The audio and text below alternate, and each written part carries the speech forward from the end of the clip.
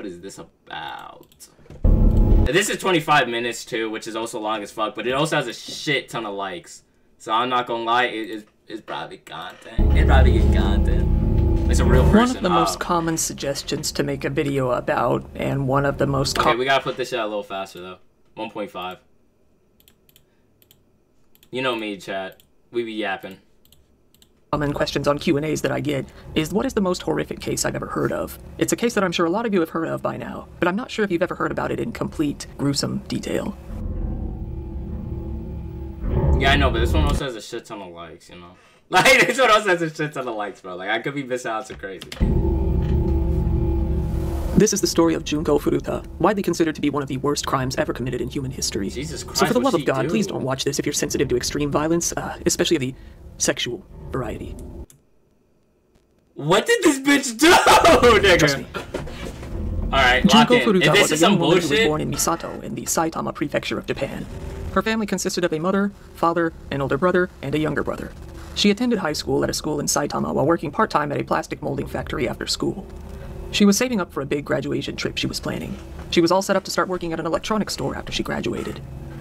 She was fairly popular and well-liked by her classmates. Yeah, she had great grades and was hardly ever absent.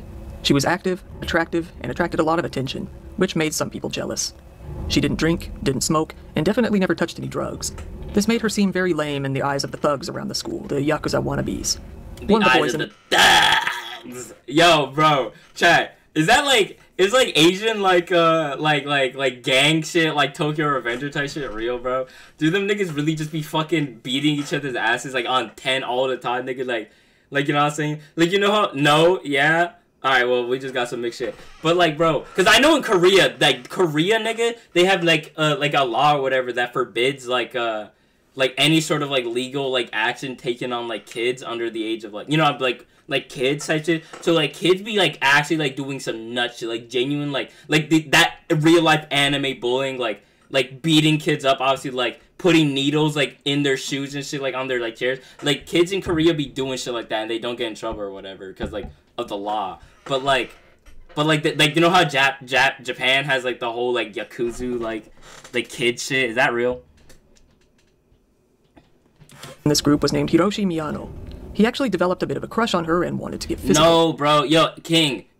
I mean, King, you're Korean, actually. So I can't really say, per se. But, like, nigga, my ex who was also Korean, nigga, she told me her mom, like, actually had real-life stories of shit, like, crazy shit like that happening.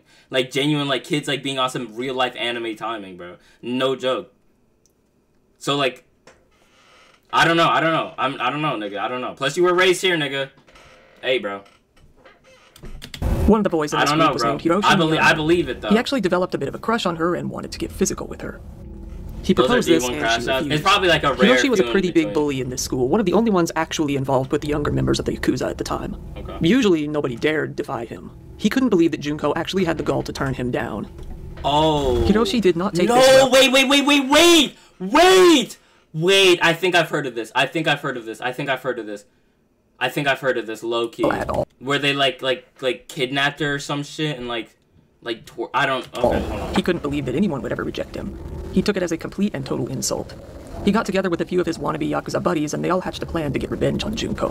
They would get another one of their Bro, you just left your food out there. You know that? What food? The Thai rice. Yeah, I'm gonna eat that shit. And then your thingy. Your chicken pot pie. That's just cold now. Fuck, I forgot my chicken ball. I started streaming, bro. Yeah, you might want to eat that while it's fucking cold. It's ice. I'll eat it like in a minute. That's so ass, bro. I was too fucking... Like, you know how it is, bro. Yeah. Yeah. No, well, there you go. Alright, well, thank you. Fuck, bro. You're not taking my rice, bro. I forgot about that. He got together with a few of his wannabe Yakuza buddies and they all hatched a plan to get revenge on Junko. They would get another one of their friends to attack Junko, and then Hiroshi would come to the rescue. After he won a bit of her trust, they could take her wherever they wanted. On November 25th... How does that even, like, how does that work? So what? So this nigga is, like, on some eyes and shit, bro. Like, how you plan this? Bro said, alright, so what's gonna happen is you attack her, I come in, save you, and now she's my slave. Nigga, like, even still, even if they saved you, bro, I'm not just following you to where bumblefuck nowhere, bro. Like, 1988, Junko was riding her bike home from her part-time job when an unknown boy attacked her and knocked her off of her bike. The boy who liked her, Hiroshi Miyano, was conveniently across the street while the whole thing happened. He came to Junko's aid and scared off the random boy. He then offered to escort her home. Everything seemed to be going as planned. While Junko didn't actually trust him, it seemed better than the alternative of possibly being attacked again.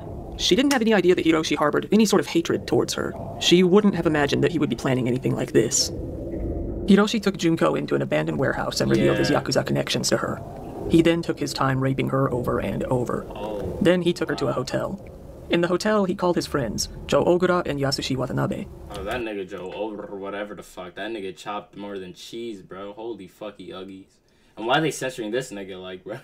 Like, you know what I mean? You were not safe, my nigga. You participated too, bro. Everybody needs to be convicted in this bitch. From then on, he and his 3 friends took turns assaulting her. Unfortunately, this was not their first time doing this, as they had just recently done it to another girl in the past few weeks. My nigga, what? They decided that they were having far too much fun to just set her free again.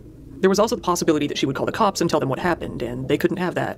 What about the other girl, The next morning, though? Hiroshi took Junko to a nearby park, where Joe, Yasushi, and a 4th boy, Nobuharu Minato, were waiting.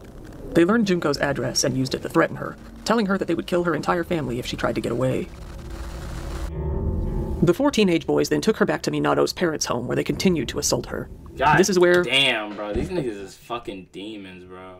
Like, bro, can you imagine them, like her mental, bro? Like, going through all this, nigga? Like, talking about threatening, like, they're gonna kill her family and shit like that, and just consistently raping her and shit, bro?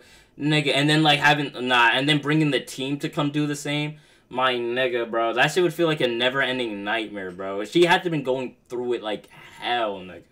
Like hell, bro. For 42 This more dude's a days, she would be fucking held bitch, prisoner. Bro. On the 3rd day that Junko was missing, her parents were dealing with the police, trying to get her found. Knowing this would happen, the captors made her call her parents and tell them that she had run away and was staying with a friend, safe and sound. She was forced to ask her mom to stop the investigation. They held Junko captive in the bedroom, forcing her to pose as one of the boys' girlfriend. It didn't take long for the parents to realize that this was a lie. Eventually, they dropped the whole girlfriend act altogether, as it was very clear that they weren't going to get in any trouble. Immediately after arriving at the home, the boys forced Junko into becoming their toy. They beat her relentlessly and raped her countless times a day, often taking turns. They were proud of what they were doing, regularly boasting to their friends that they had a woman trapped and ready for their personal use. They invited a load of their friends to come over and have their way with her. In the first few days, at least 30 of them raped her, and at least 100 knew of her. Wait, what? Friends to come over and have their way with her. In the first few days, at least 30 of them raped. Nigga, 30? 30, bro?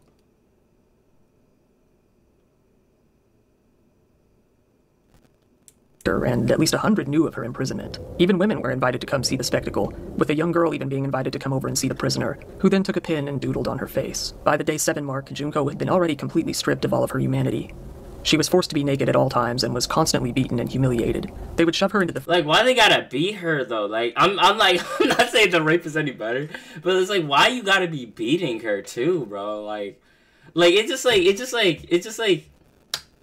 there's no need. Like, this is so fucked up. Like, you're already, like, you know what I'm saying? Now, but, like, you're also beating her, too, bro? Like, what's wrong with you, bro? Freezer. These niggas is mental. And who the fuck are the 30 niggas who were pulling up for this shit, too, nigga? What kind of function is this? Like, why are niggas okay with this? They were all just like, oh, yeah. You know, they're high school fucking... No, I can't even say they're high school boys. They're trying to get their rocks off. Nigga, that's insanity. Nigga, there's no... Like, there's literally no justifying anybody. Like, not just the 4 people who, like, started it or whatever the fuck. But, like, anybody of the 30 niggas should clearly see a beaten girl and be like, this ain't right. Like, you know what I mean? This is not okay, nigga. Japan's fucking in... Like, this shit is wicked, for hours when they were bored with her, only pulling her out when they wanted to assault her again. Nobuharu Minato's brother and parents were living in the same house that she was being held in. His brother did nothing, aside from informing him that Junko might die at this rate. His parents were afraid to intervene, as they had seen Nobuharu's violent nature firsthand. Nigga, what? Nah, when you got your parents shook, though, nah, he real life Yakuza. That nigga real life Stephen. Knew of his association with the Yakuza and feared their possible this nigga real life Stephen. That's crazy. And most disgustingly, they worried about losing their good reputation in the community. After about 10 days of this torture, Junko's body was already starting to fail her. Because of the ongoing, endless beatings, so much blood had accumulated in her sinuses that she could no longer breathe through her nose. Her digestive... Like, why are they just beating the living brakes off her? Bro, this is so wrong. Dude, this is actually, like, this is genuinely, I think, the, like, I can't even lie, this nigga's dead ass. This is the most fucked up shit I think I've ever heard, bro. I think I've ever heard, bro. It's for a literal girl, bro, a literal child to go through this, bro. That's insanity, bro. Like, genuinely in fucking insanity. Beatings. So much blood had accumulated in her sinuses that she could I've heard it. I'm not gonna lie. I think I've heard of this case, bro. But, like, I never heard the, like, in depth. I feel like I've heard, like, a little clip of it, though. Like, somebody talking about it. Breathe through her nose. Her digestive system was also beginning to refuse food and water. If she attempted to eat or drink anything, she would instantly vomit. Bro, this also led to severe dehydration. That's insanity. Anytime she would vomit, her attackers would get angry and beat her even further. A vicious cycle that had no end in sight. When the nights got even colder, she was forced to sleep on the balcony of the home in extreme cold temperatures. Why? Why they just tortured? Nah, this nigga got dubbed and actually became, like, and just decided to fucking, like literal, like, genuine torture, bro. Near or below like, words can't describe eventually, how one of fucking the deranged attackers this kid would invite is. over to the house to see Junko would go on to tell someone else about her, his brother. Nah. This brother of his ended up informing the police about what was going on at the Minato house. Two officers were soon dispatched to go check things out. Minato's parents came to the door. When the police explained the situation, the parents simply responded that there was no girl in the house. The police took it. Nah, bro, come on. The police are here, bro. Like, you gotta have some sort of conscience, you fucks. You actual fucking pieces of human garbage. You're fucking adults, bro. Like, I get it. No, honestly, no. I mean, like, yes, he's just, but, like, come on! Like, nigga, y'all got no fucking soul. Y'all have genuinely no heart, bro, to allow some shit like this to go down. You guys are grown adults, bro. Think a little high schooler go, like, what? Like, bro, nah, I'm at, okay. I need to chill, bro, because this shit is actually making me, like, low-key, like, sad, bro. Like, this is fucked up. Like, genuinely fucked up. And left, without ever bothering to check even a single detail. And the police are obviously on bullshit, bro. That's crazy, bro. After 20 days of torture, Junko was rendered completely unable to walk. She had lighter fluid poured on her legs and set on fire. My nigga, what?! Twin, they're her with severe burns. Her legs had also been targeted so severely during the beatings that they were left with severe muscle damage. She was unable to grip anything with her hands anymore, as they had been smashed with dumbbells to the point where her bones were crushed and her fingernails were shattered. Some nights later, the attackers got more rowdy than usual and ended up drinking too much.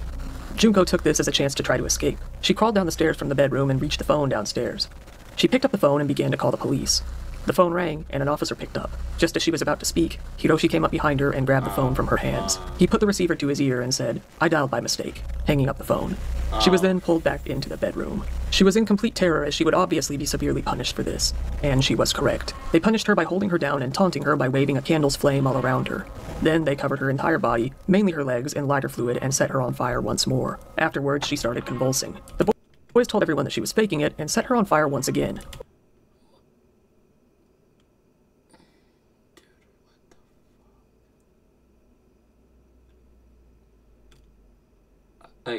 I don't only to put it out shortly after. What? Somehow, she survived. From this point on, she began begging her captors to just kill her and be done with it. They wouldn't grant her that favor. After being set on fire, they discovered a new way to torture her. The boys would hold her head against the concrete while the others would jump on it. One can... No, bro! No, nigga, no, I'm sorry. This is not the time for jokes, but they're really, like, making her bite the curb. What the actual fuck? What is... Nah, this is, like... This is actual devil behavior. Like, this is some devil behavior, bro. This is, like... This is Satan. Like, this is, like... Nah. This is, like... I don't want to... I can't even say this is a lack of humanity, my nigga, but this is, like... This gotta be just... This is Satan, nigga. This is, like, if I... Like, bro, if anybody told me Satan was real, nigga, I'm thinking of these kids from now on, bro. Like, from now on. Like, there's no way they put her head on concrete and we're just jumping on it. Dude. Imagine what kind of pain and damage this would have caused. After about 30 days, Junko was no longer able to urinate properly. She had suffered severe damage to her genitals after they had been burned with cigarette lighters. She also had various foreign objects inserted into her, many sharp and jagged. Why? Like, alright. Even fireworks had been inserted into her. The fireworks were not limited to only... FIREWORKS! Nah, okay. You know what? One orifice. I also inserted into her anus, mouth, and ears as well. She was left with eardrum damage so severe that she was nearly deaf at this point. Her hands and feet were so damaged that she could hardly move. At best, she could crawl. It took her over an hour to crawl to the bathroom. A later report showed that her brain size was greatly reduced by this point in time. Due to her hellish appearance, the boys no longer found her attractive. They used the same strategy again to abduct and gang rape another 19-year-old woman while she was on her way home from work. Nigga. During these 44 days of hell, Junko Furuta was forced to withstand the most unspeakable torture and suffering that a person can imagine. Some of what was done to her includes being raped many times every single day, day and night, in all orifices. More than 100 men are believed to have raped her by the end. Sometimes she was raped by up to 12 different attackers in a single day. Constant humiliation. She was forced to be left naked most of the time. Many of the men who raped her also urinated on her. She was forced to pleasure herself in front of the attackers for their entertainment. She was beaten physically every day. She was beaten with golf clubs, iron rods, bamboo sticks, like that. Not like, bro. And various other objects. She had dumbbells dropped all over her body and her head stomped against the ground, face first. These niggas need to be fucking like, like, bro, like, I'm not gonna lie, nigga, these motherfuckers need to have the same treatment done back to them. Like, they need to be genuinely tortured, bro, because how can you, like, genuinely speaking, like, I don't, like, the death penalty is honestly way too fucking good for them, bro. Way too fucking good, bro. Like, they need literal hell for this shit, bro. Over her face with a focus on her eyelids. Her eyelids were... She had hot wax poured all over her face with a focus on her eyelids. Like, what the fuck? Her eyelids were also burned with cigarettes and cigarette lighters.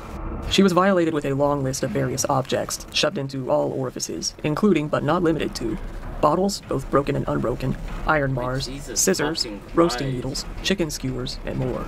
She was given a strict bare minimum of food and water. Like, what? Why though? But like, why though? But why? Like, no, like, genuinely speaking, why though? Like, this nigga has to be mental. Like, obviously, like, I mean, but like, what could, like, a heart, like, you getting rejected could not make you do this. Like, this nigga, like, what is wrong with him, genuinely speaking? Why is his brain wired like this? How can he do this and be, like, okay with it? At times, she was forced to eat cockroaches and drink urine.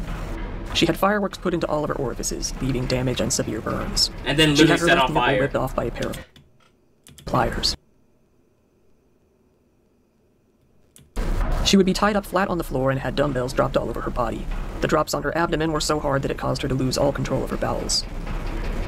She was hung from the ceiling and used as a punching bag. She was shoved into a freezer and kept there for hours at a time. Her eyelids were burned with hot wax and lighters when she closed her eyes in fear. Her breasts were stabbed with sewing needles, the needles often being left inside. Her genitals were burned with cigarettes and lighters. She had a hot, lit light bulb inserted into her vagina and moved around until it shattered. By the end, she looked like a completely different person after all of the damage. It was hard to even make out her facial features. Her body was severely damaged and crippled, and she smelled as if she were already rotting. She was continuously heavily bleeding from her genitals from all of the abuse. She wheezed heavily, struggling to breathe from all of the blood accumulated in her sinuses. On day 40, January 1st, Junko woke up to New Year's Day alone. She spent the day begging to be killed, completely unable to move. 3 days later, on the fateful day of the 4th of January, the boys challenged Junko to a game of Mahjong Solitaire and forced her to play. Somehow, even in her condition, she won the game. This infuriated her captors, who treated her to a severe beating with an iron barbell. Bro, I'm not gonna lie, chat. I've never actually I'm not going cap, nigga. This shit actually makes me want to cry a little bit. I'll be honest. This is genuinely depressing. Like, I'm not even gonna cap. This is like actually depressing, bro. I'm not bro. I don't know if I can actually like continue listening. I might actually tear up a little bit. I'm gonna be so honest, bro. This is so fucked, chat. Like, genuinely speaking, this is so fucked. And this nigga Jalen's calling me. Yo. Yo. You know what, nigga? I'll call you back. I'll call y'all back. Bro, I don't even. This is genuinely all over her depressing, arms, bro. her legs, her Like, stomach, real shit, and finally bro. her face, dumping lighter fluid even into her eyes. Then they put a candle to her face, igniting it all. Just She weakly fucking attempted to put kill out the this flames, girl. but didn't have the strength to do so. This final torture lasted for a grueling 2 hours altogether. Already having been in a horrible condition, Junko went into shock, and finally died the following day. Minato's brother called him within 24 hours to inform him that Junko had And she died. died the day after New Year's? Yeah, on God, go to fucking hell, bro. The boys all rushed over to the house in a panic. Fearing what would certainly be a life sentence, or even a death sentence, the boys started to freak out. But they came up with a plan. The captors then put her body into a 55-gallon oil drum and filled it to the brim with concrete. A small bit of Junko's long hair was poking out the top of the concrete, something they apparently didn't notice. They disposed of the barrel at a construction site in Koto, Tokyo. Seeing that place now, you'd never imagine something like this was buried there. There was originally a good chance that the police would never find out who did this. There weren't any clues to go on. Luckily, Hiroshi is a moron. While he was being questioned by the police 2 weeks later involving their recent gang rape of the unrelated 19-year-old woman, he got confused and thought the police were talking about Junko, as the cases were so similar. And thinking that one of the other boys must have already confessed, he spilled the beans. He realized his mistake, but it was already too late, and he told the police where they had hid the body. Joe Ogura had already been arrested for another unrelated sexual assault case. He was quickly also arrested for Junko's case as well. The other boys were then arrested within the next few days. Later, the drum was finally opened and the concrete was broke open, revealing Junko's long-deceased body in a nightmare-inducing horrific condition. Junko's family was notified and told of what happened to her in detail. When her mother heard the details of what was done to her, she fainted. She ended up in a long-term stay in a psychiatric hospital.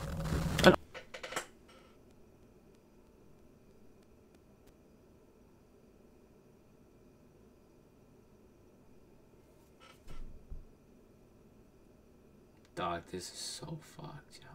Like, this is so fucked. Bro, this is, like, genuinely so fucked, man. Like, how can people even, like, think like this, bro? Like, why? Like, I just want to know why, genuinely. The autopsy was performed on Junko, revealing the true horror of what had happened to her. Small bottles were found still stuck in her rectal cavity, and it was revealed that she was pregnant, although the damage to her uterus was severe. Her face was so completely mutilated that she had to be identified by her fingerprints. Being that they were juveniles, the court withheld the names of the 4 captors, but journalists from Shukan Bunshin magazine were able to find out exactly who they were and publish the names of all of them, like, for real, stating that they were inhuman, and therefore didn't deserve human rights. No, for real! As we know, they were Hiroshi Miyano, 18 at the time, Joe Ogura, also 18 at the time, Nobuharu Minato, who was 16 at the time, and Yasushi Watanabe, who was 17. All 4 of these monsters were caught and sent to trial. During each trial, it was pretty common for onlookers to pass out upon hearing the details of the case. Even with all that they had done, they didn't really show any semblance of remorse. And despite all of this, they received extremely light sentences for such horrific crimes. No, stop. They were actually still being tried as juveniles, but after much backlash, they were changed to 18! Adult status. Still, after being upgraded to adult status, they received unbelievably light sentences. Something that, to this day, continues to enrage people who hear about this case. What were they given? The boys somehow were not charged with murder. Instead, they received a charge called causing bodily injury resulting in death. There's no way. There's, like, genuinely no fucking way, bro. There's no way this is actually real. Like, are you serious, bro? How? Like, no, like, are you genuinely fucking dead ass, bro? They literally tortured this girl for 44 days or something like that, nigga. Literal hell. Every fucking day. She was begging to die, nigga. Like, to literally die, bro. And they give these, In Japan, the juvenile court system is far more focused on rehabilitation rather than... I fucking know. God, bro. Wipe them niggas off the map. I don't give a fuck. Blow them, like, I know this isn't a Japan, like, this is extreme, like, I can't talk this to just Japan, but, like, wipe them, like, I'm, like, bro, some niggas have to die. Somebody has to die. I'm gonna be honest, nigga, like, wipe them niggas off the map. I ain't gonna cap. We drop another bomb, nigga. We need another hero. Let me not. Oh my god, I'm tweaking. I'm genuinely tweaking. I'm so sorry. But, like, I don't know, bro. I don't know, nigga. I don't know. Like, I don't know, nigga. I don't know. I don't know. Like, I don't know, bro. I don't know. Cause I don't know, bro. Punishment. Something that you remember if you saw my Yukio Yamaji video. Usually this means that juveniles will end up getting relatively very low sentences. Hiroshi was sentenced to 20 years in prison. Minato got a 5 to 7 year sentence himself. Watanabe got 9 years, and Joe got an 8-year sentence. One sad thing is that these monsters actually received even lower sentences than that at first. They were only increased to the still low amount after an appeal. It was so low that some people even questioned if their Yakuza ties were to blame for this. That's what I was also thinking a little bit too. Like, they're in the Yakuza, whatever, however you pronounce the shit. Like, maybe that there's pull for that shit, you know what I mean? Them niggas have power, bro. Sick, yeah. Every single one of the 4 boys is out of jail and living free. 3 of them were in jail for less than 8 years. Sick, yo. Hiroshi, the ringleader, was sentenced to 17 years originally. He tried to appeal, but as kind of a fuck you, the judge actually upped his case to 20 years. Yeah, the same thing happened to 2 of the other boys, and after seeing enough, the 4th boy decided not to try to appeal. However, they all ended up getting out long before those sentences were actually up. And I bet you're wondering if they continued to commit crimes after they got out of jail. Yes. Well, let's see. No, like, After Nobuhara Minato got out of jail, he changed his first name to Shinji. He did this for obvious reasons. In 2006, he got married to a woman from Romania and had a daughter together. They soon divorced, and the wife ended up with custody of the child. Minato couldn't stay away from murder for too long. He was eventually arrested again for the attempted murder of a businessman. The man had noticed Minato staring at him, to which he asked, "What are you looking at?" Minato came over and punched the man. The man then got out of his car and a fight ensued. It escalated to the point that Minato took out a baton and beat him severely. As the victim tried to get back into his car, Minato slashed his neck with a knife he had hidden. The police were called at some point and they rushed to aid the victim. In the chaos, Minato escaped. He was soon caught and arrested. He denied attempted murder, saying he only intended to beat the man. The case is ongoing. I'm going my ass. What is this world, bro? Alright, I'm done. I'm done, bro. I'm actually gonna crash the fuck out, bro. In August of 1999, what are we really he also ended up changing his name talking to Joe about? Kamisaku. He actually had the gall to brag about his role in the kidnap and torture. His father had vowed to give their entire life look at this nigga, bro. savings to Junko's family out of shame. But Joe ended up taking this money and using it for himself to live a fairly extravagant lifestyle. His family had the gall go to, bro. What the hell? Nah, bro. to brag about his role in the kidnap and torture. His father had vowed to give their entire life savings to Junko's family out of shame. But Joe ended up taking this money and using it for himself to live a fairly extravagant lifestyle. Joe's mother wasn't much better, as she actually vandalized Junko's grave, saying that it was Junko who ruined her son's life. Joe actually managed to find some women to date him. He ended up marrying a Chinese woman, but the marriage didn't last too long. Afterwards, he started dating another woman. He went back to prison in July 2004 for 7 years for beating a guy he thought was luring his girlfriend away from him. He had kidnapped and beaten the man for 4 hours. He proudly told the victim that he had killed before and would do it again. He was sentenced to 4 years in prison. But in 2009, he was once again free, and he is still free to this day. The ringleader, Hiroshi Miyano, went right back into his previous gang activity immediately after being released from prison.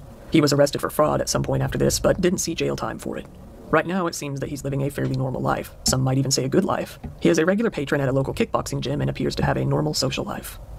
As of now, Yasushi Watanabe is the only one of the 4 boys who hasn't been arrested since. Because of that, it's not really known what he's been up to.